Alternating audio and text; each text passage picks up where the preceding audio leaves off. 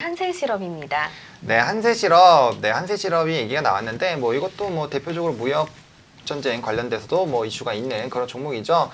그럼 한세 실업 같은 경우는 또 이제 이슈가 되는 그런 부분들이기 때문에 어떻게 좀 강하게 반등이 나오지 않을까라고 생각이 들고 있는데, 두 분 의견 먼저 들어보고 얘기 들어보도록 하겠습니다.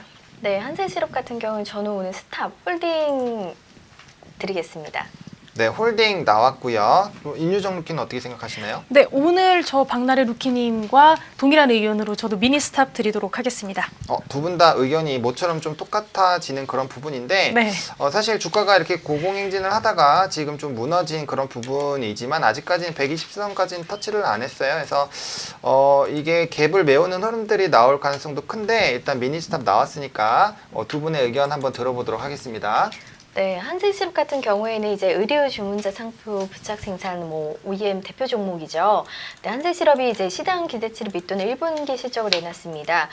이런 실적을 내놓자마자 주가가 급락세를 타고 있고요. 1분기 연결 기준 영업이익이 51억 원으로 전년도 대비 흑자 전환을 했고 이제 흑자 전환 공시를 했습니다. 그다음에 이는 108억 원이 시장에 기대치를 크게 못 미치는 금액이고요. 당분간 OEM 실적 방향성은 예상 수준에서 크게 벗어나지 않을 것으로 보여지고 한세 MK 실적이 급격히 개선된 가능성은 높아 보이지 않습니다. 이제 한세 MK 같은 경우에는 TVJ라든지 엔듀 그다음에 버커루, MBA 등 브랜드를 좀 운영 중이에요. 한샘 NK 같은 경우에는 1분기 매출액이 796억 원으로 전년 동기 비해서 큰 차이가 없는 추세입니다. 42억 원 정도 영업 손실을 냈고요. 이 이후에 전년 동기 대비보다 손실이 계속해서 늘어가는 상황입니다. 그래서 주요 브랜드 매출이 좀 판매가 부진하기 때문에 정기 판매율이 좀 하락하고 있고 이에 따라서 수익성 훼손이라는 악순환에 좀 빠져 있습니다. 국내 할인 판매가 좀 늘면서 원가율이 상승하고 재고 가치가 좀 하락을 하면 비용 부담이 좀 증가하게 되는데요. 이런 경우에는 작년 1분기에도 재고 관련 충당금과 손실 반영이 좀 되어 있기 때문에 이제 올해도 판매 부진으로 재고 관련해가지고 손실을 줄이지 못할 것으로 예상을 하고 있습니다. 적자 브랜드가 철수를 통한 이제 내실 강화가 필요한 때이고요.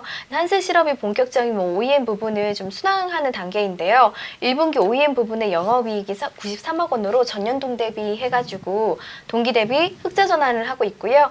GAP 같은 경우에도 주요 고객사들이 주문 물량이 회복세를 좀 보였기 때문에 그런 부분에서도 참고하시면 좋을 것 같고요. 그동안 한세실업에 비해 영업무역 주가가 더 올랐다는 점도 참고해 보시면 좋을 것 같습니다. 네, 좋습니다. 이렇게 정리를 해주셨고요. 이번에는 유정 루키의 의견 또 들어보도록 하겠습니다. 일단 한세실업 같은 경우에는 제가 조금 이따가 같이 또 말씀을 드릴 건데 고인스타 미리 저희가 오늘 두 개를 한꺼번에 말씀을 드리는데 영업무역이랑 같이 좀 묶어서 보실 필요가 있다고 이야기들을 많이 하시더라고요. 영업무역과 한세실업 둘 다 이제 OEM 전문 업체고 이게 국제 원화와 달러, 원화의 약세로 인해서 좀 수혜를 받는 그런 종목으로 많이 거론이 되고 있습니다. 그렇다 보니까 나래 루키님께서 아마 영업무역의 주가가 좀 덜 올랐다는 점과 함께 참고해서 보시면 좋다고 말씀을 드린 것 같고, 그리고 한세실업의 가장 큰 문제라고 보실 수 있는 점은 바로 자회사인 한세 MK가 굉장히 지금 좋지 않은 상태다. 이런 것들 때문에 아마 문제가 크게 되고 있는 것 같습니다. 하지만 조금 좀 멀리 보면요, 최근에 말씀드렸다시피 최근에 원화의 약세 흐름은 어느 정도 수혜를 받을 수 있는 어떤 하나의 전망이라고 보실 수가 있고요. 이 부분은 좀 긍정적이기 때문에 아마 3분기 정도까지 가서 조금 실적을 기대해 볼 만한 상황이 아닐까 이렇게 좀 말씀을 드릴 수 있을 것 같습니다. 현재까지 2분기 같은 경우에는 원달러 확률이 상승세를 좀 유지하고 있습니다. 그래서 원화 환산 매출 증가는 10% 정도를 무난히 달성할 전망이다 이렇게 보고 있고요. 면화의 가격도 일단 좀 하향 안정세로 원가 부담이 좀 함께 낮아지는 추세입니다. OEM 기업 같은 경우에는 본인들이 어떤 브랜드를 자체 생산한다기 보다는 화승 엔터프라이즈처럼 어떤 아디다스나 나이키의 그런 제품을 떼와서 본인들이 물건을 제조하고 거기에 있는 브랜드를 붙여서 판매하는 이런 업체들이기 때문에 아무래도 원가 부담이 낮아지게 되면 좀 제품을 생산하는데 분명히 가격적인 경쟁력이 좀 생길 거라고 보고요. 그리고 이어지는 3분기에는 아무래도 성수기 시즌이죠. 그래서 자연스럽게 OEM 매출 증가에 따른 이익 레버리지 효과도 함께 기대할 수 있다 이렇게 말씀드릴 수 있고, 한세실업의 가장 큰 아킬레스건이 바로 자회사 한세 MK입니다. 이 부분은 항상 좀 지켜보셔야 될 것 같고, 한세 MK가 지금 복병입니다. 국내 브랜드 매출이 지금 현재 굉장히 부진하고요. 중국 MBA 브랜드 매출 증가도 굉장히 굉장히 저조한 상태입니다. 그래서 올해 연결 이익 추정치가 상당히 하향 조정이 될 수밖에 없다 이렇게 보는 전망들이 많고요.